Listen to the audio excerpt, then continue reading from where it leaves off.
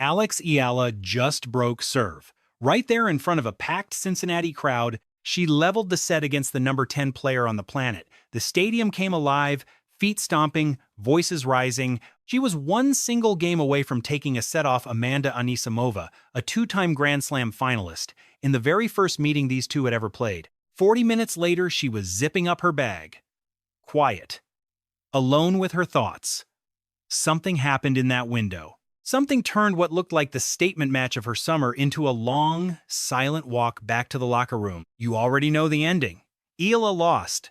Anisimova moved on. Nothing secret about that. But here is the question almost nobody is actually asking. If Eala can take a full set off a player ranked 10 spots above her, on hard court, in the biggest tournament of her career so far, then why does this loss keep getting talked about like it means something bigger than a scoreline? Why are analysts calling this one of the most important matches of her whole season? Not her Washington title, not her win over Swiatek, not her win over Goff. This one, the match she lost. To really understand that, we have to rewind further than Cincinnati. We have to go back to a version of Eala that almost nobody outside the Philippines had even heard of, ranked outside the top 50. No signature win yet to her name. Just a young player grinding through challenger events, hoping someone would notice. Because what happened on that court against Anisimova was not really about one match at all. It was the ending point of a summer that very nearly went in a completely different direction. A summer that included one brutal night in Toronto, a night so bad that people quietly started asking whether the hype around her had gotten ahead of the results. So before we get to the tiebreaks, the aces, and the moment it all slipped through her fingers, we need to go back. We need to understand who Eala was just months ago, and how far she had to climb just to be standing on that court in the first place.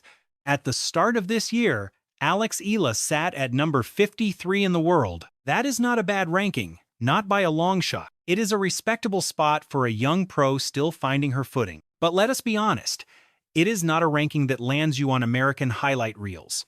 It is not a ranking that makes Amanda Anisimova sit down and study your game plan before a match. Fast forward to Cincinnati, and Eala is sitting at number 20 in the world in one single season. That kind of jump does not happen by luck. It happens because you start beating players you are not supposed to beat. Here is the number that stopped analysts cold. 9 wins over top 10 opponents in just 17 months. 9. At 21 years old. Sit with that for a second, because context is everything here. Most players spend years chasing their very first win over a top 10 opponent. Some never get one at all, not in an entire career. Eala already has 9, and she did not collect them against forgettable names either. She beat Iga Swiatek. She beat Elina Svitolina, not once but twice. She beat Coco Gauff. She beat Elena Rybakina. She beat Jasmine Paolini. She beat Madison Keys. She beat Jessica Pegula. Read that list one more time, slowly. These are not journeymen. These are Grand Slam champions. These are the players who headline tournaments. The names casual American fans actually recognize the second they flip on the tennis channel. And then came Washington. The DC Open was not just another trophy on a shelf. It was the moment Eala stopped being a story about potential and became a story about results. She did not sneak into that title through a weak draw. She marched through the top 3 seeds to get there, and in the final, she took down Jessica Pegula, a former world number 3. That is not a Cinderella run. That is domination, plain and simple. So by the time she landed in Cincinnati, the entire narrative around Eala had flipped. She was not the plucky underdog with a nice backstory anymore. She was the player other athletes were getting asked about in press conferences. She was the name American analysts kept throwing around on live television, with one former ATP champion going so far as calling her one of the biggest stars in tennis right now.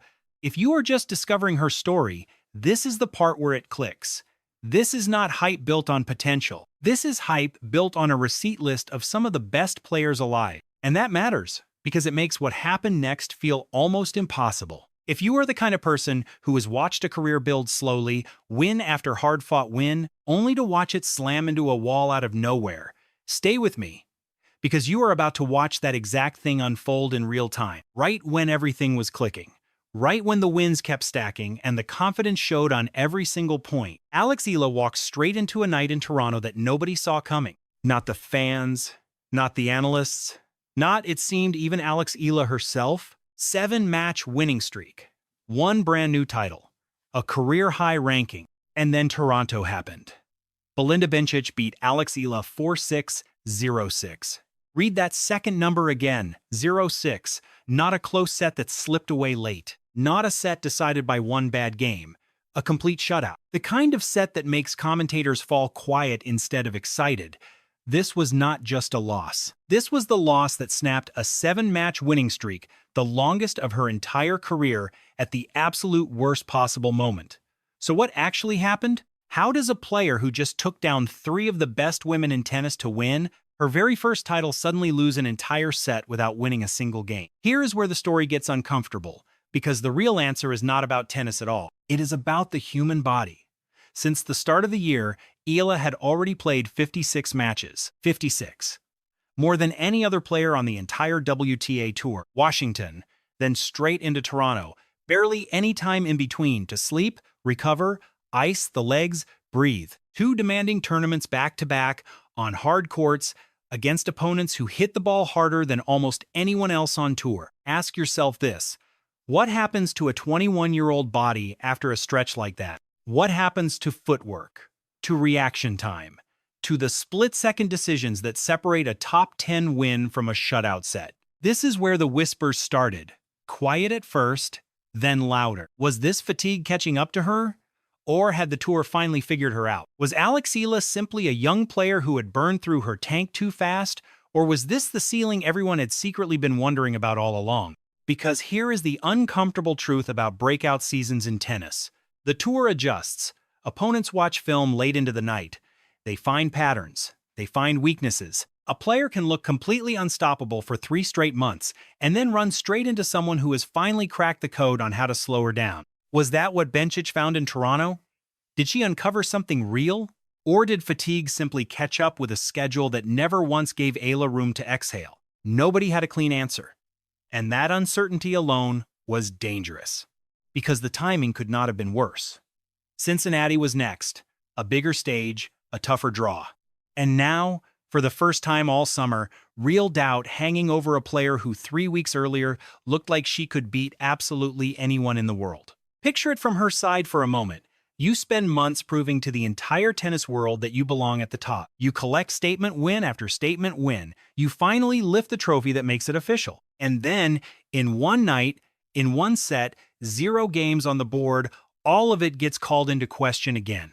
That is not just a rough result. That is the kind of scoreline that can crawl into a player's head and set up camp there, if she lets it. So heading into Cincinnati, the real question was never whether Alex Eala could win matches. She had already answered that against the very best in the world. The real question was whether her body and her mind could recover fast enough to show up as the player who beat Swiatek and Goff instead of the player who had just been shut out by Bencic. Because if fatigue really was the story in Toronto, there was no reason to believe it would simply vanish in Cincinnati. If anything, the schedule was about to get heavier, not lighter. And waiting for her in that 3rd round was not some lower-ranked player offering an easy path back to confidence. It was Amanda Anisimova, world number 10, a 2-time Grand Slam finalist. A player built exactly to punish anyone stepping onto the court, even slightly less than 100%. So Alex Eala walked into Cincinnati carrying 2 very different versions of herself at once.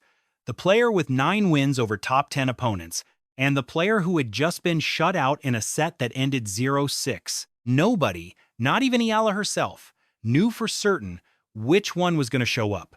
The first round in Cincinnati offered a hint. Eala walked out and dismantled her opponent 6-1, 3-0 before the match ended early on a retirement. Clean, sharp, composed. Exactly the kind of performance that quiets some of the noise from Toronto, at least for one night. But everyone watching knew that was not the real test. Elena Ruse was not Amanda Anisimova. This was the match, a first-ever meeting between the two. Anisimova ranked 10 in the world, a player who had reached 2 Grand Slam finals in the past year alone. On paper, this looked like exactly the kind of matchup built to expose a tired, shaken opponent. A power hitter against someone still trying to prove Toronto was a blip and not a warning sign flashing red. Set 1 went to Anisimova, 6-4. And here's exactly where you would expect the story to fall apart completely. A tough loss, still fresh from Toronto, now down a set to a higher-ranked opponent. This is precisely the moment collapses happen, where 0-6 sets happen, where a player carrying doubt lets that doubt swallow the entire match. That is not what happened. Eala walked into set 2, and something had shifted. The version of her that beat Swiatek and Goff and Pegula showed up on court. Not tentative, not bracing for another blowout. Attacking. Hunting Anisimova's second serve. Shortening rallies before the power game could ever fully take hold. She won that set 6-4. Stop for a second and actually sit with that, because this is the detail almost nobody talks about when they sum this matchup as just another loss. Eala took a full set off the world number 10. Not a lucky set stumbled into. Not a set gifted by a pile of unforced errors. A set she genuinely earned against a two-time Grand Slam finalist. On a hard court, in the very same week, people were quietly wondering if fatigue had finally caught up with her for good. This is the twist buried inside the story. Everyone frames this match as proof that Eala hit a wall, that the hype finally met its ceiling, that losing to a top 10 player somehow confirms everything Toronto suggested. But flip that assumption on its head and look again at what actually happened on that scoreboard. A player who had been shut out 0-6 less than a week earlier walked onto a bigger stage against a higher-ranked opponent and won a set outright. That is not a player who hit a ceiling. That is a player who answered, in real time, the exact question everyone had quietly been asking about her. Could she bounce back? Could her body, her legs, her nerves recover fast enough to compete with the best in the world all over again? The scoreboard said yes. Set 2 said yes, loud and clear. So if you walked away from this match remembering only the final result, you missed the real story entirely. The story is not that Eala lost to Amanda Anisimova. The story is that a player everyone thought might be cracking under the weight of her own breakout season stepped onto center court against a Grand Slam finalist and proved, point by point, that Toronto was not the end of anything. But winning a set does not decide a match. And what happened after that second set is where this whole story reaches its most complicated layer. Because the third set was never simply about who wanted it more. It comes down to something far more specific. Something buried in the stat sheet that most fans scrolled straight past without noticing. Set 3-2-6. If you only glance at that number, it looks like a total collapse. Like Eala simply ran out of gas after her big statement in set 2. That is the easy read. It is also wrong. Here is what actually happened. Eala came out swinging, breaking serve early, taking the lead in the very first game of the deciding set. For one brief moment, it looked like the momentum from set 2 was going to carry straight through to the finish line. Then Anisimova did something specific. Nothing mysterious, nothing emotional, something purely mechanical. She started serving. Look at the full match stat line. Amanda Anisimova hit 7 aces. Eala hits 0. Not one. Across the entire match, Eala never once put a single serve past Anisimova that her opponent could not get a racket on. That is not a small detail. That, right there, explains the whole third set in one line.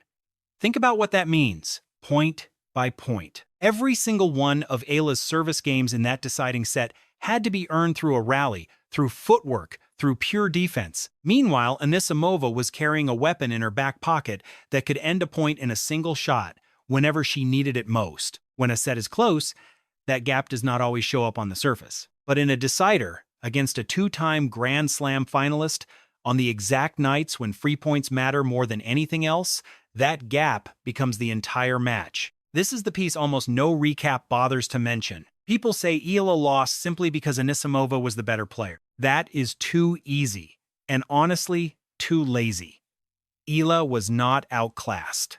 She was outgunned by one specific weapon that she does not currently carry in her own game. And here is where this connects to something much bigger than a single match. This was not an isolated case either.